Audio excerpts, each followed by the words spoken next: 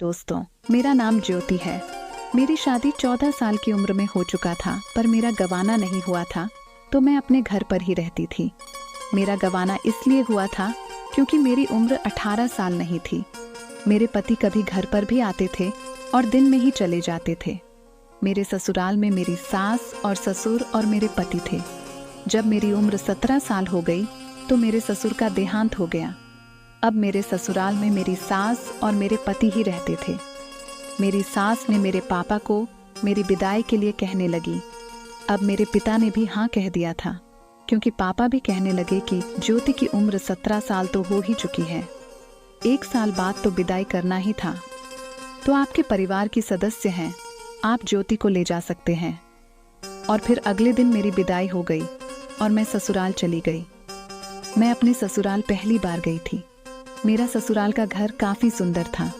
मैं पहले झोपड़ी के घर में रहती थी, पर अभी मुझको लग रहा था महल में आ चुकी हूँ।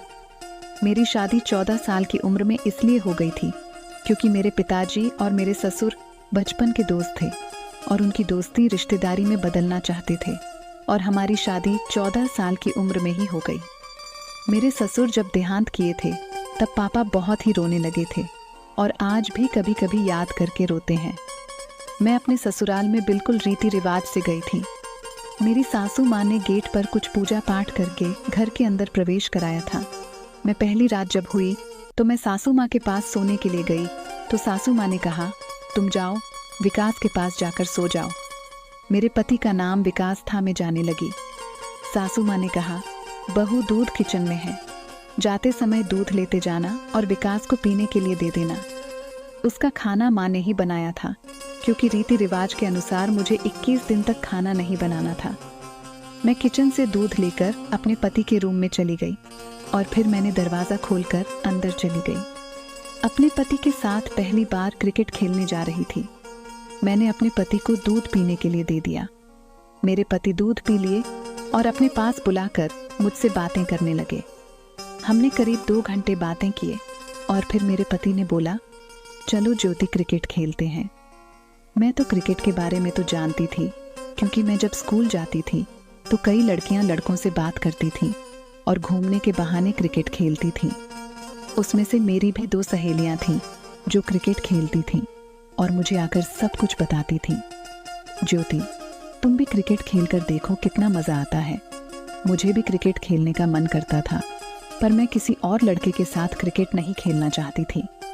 मैंने पूरा मन में सोच रखा था कि क्रिकेट खेलूंगी तो अपने आदमी के साथ, और आज वो दिन आ गया। पर मैंने अपने पति से कहा, क्रिकेट क्या होता है। मेरे पति ने पूरे विस्तार से मुझे बताने लगे। मुझे तो क्रिकेट खेलने का तो मन था ही। फिर हमने क्रिकेट खेलना चालू कर दिया। जब मेरे पति ने मेरी पिच देखी तो कहने लगे, तुम्हारे पिच पर तो कितनी घास है, इसको साफ तो कर लेते। मैंने कहा, मैं अपनी पिच कैसे साफ करती, मेरे पास कोई चीज़ नहीं थी जिससे मैं अपनी पिच साफ करती। मेरे पति ने कहा, कोई बात नहीं, मैं कर दूंगा, और फिर हम क्रिकेट खेलने लगे।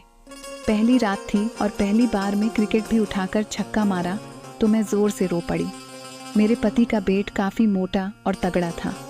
पहली बार में ही मेरी पिच खोद डाली और पिच में बड़ा सा गड्ढा कर दिए। फिर मैंने क्रिकेट खेलने से मना किया। जब मेरे पति का हो गया, मेरे पति मान गए और फिर हम सो गए। आधी रात मेरी नींद खुली तो मैंने देखा सासू माँ घर में नहीं थी। मुझे लगा किचन में होंगी। मैंने किचन में भी जाकर देखा तो सासू माँ किचन में भी नहीं थी। मैंने तुरंत जाकर अपने पति को उठाया और मैं बोली, सासू माँ घर पर नहीं है। मेरे पति बोले, माँ रोज़ रात को 10 बजे काम पर चली जाती हैं।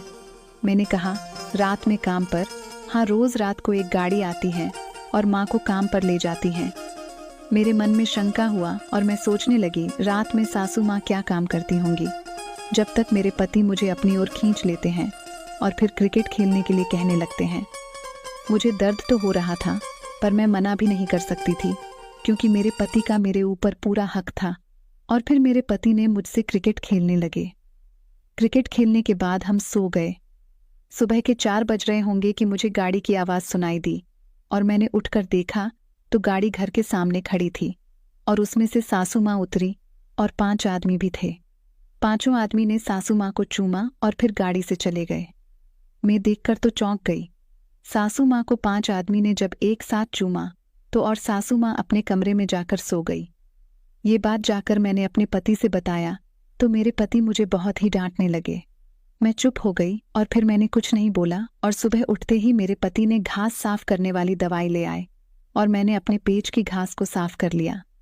सासू माँ ने खाना बना दिया और उनकी कोई सहेली हॉस्पिटल में भर्ती थी तो सासू माँ हॉस्पिटल चली गई और घर पर कोई नहीं था। पूरे दिन मेरे पति ने मेरे साथ क्रिकेट खेले और रात के समय जल्दी ही सो गए। मैं नहीं सोई थी क्योंकि सासू माँ नहीं आई थी।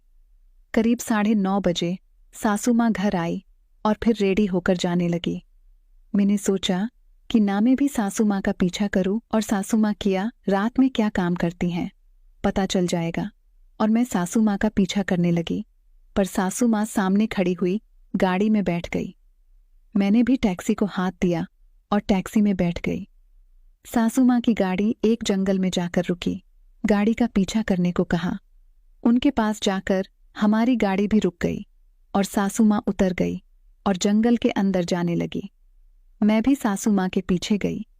जंगल में एक घर था। सासू माँ उस घर में घुस गई और दरवाजा बंद हो गया। मैंने जाकर देखा तो उसमें 10 आदमी थे। मैं अपनी आंखों से देख रही थी। मुझे विश्वास ही नहीं हुआ। और फिर 10 आदमी सासू माँ के साथ क्रिकेट खेलने लगे। मैंने देखा कि सासू माँ प्यासी है और 10 आदमी से मस्ती से क्रिकेट खेल रही है। उन सभी का भी पेट काफी मोटा और तगड़ा था और भी उछल उछल कर एक एक करके सभी के साथ क्रिकेट खेल रही थी। उन्हें देखकर लग रहा था कि वो बहुत प्यासी है। मैंने सोचा ये तो प्यासी सासू माँ है। और क्रिकेट खेलने के बाद सभी आदमी चले जाते हैं और सासू माँ रोड पर आकर खड़ी हो जाती है। तब तक मैं अपनी सासू माँ के पास पहुंच गई। सासू माँ मुझे देखकर डर गई। मैंने कहा, सासू माँ मैंने सब देख लिया है। सासू माँ ने मुझे पकड़कर जोर जोर से रोने लगी और बोलने लगी, तुम मेरे बेटे को मत बताना, नहीं तो मैं मर जाऊंगी। मैंने सासू माँ को चुप कराया और बोली, ठीक है, मैं नहीं बताऊंगी, पर आज के बाद इस तरह का काम आप नहीं करेगी। और उस दिन के बाद सासू माँ ने मुझसे वादा किया और फिर हम घर चले आए।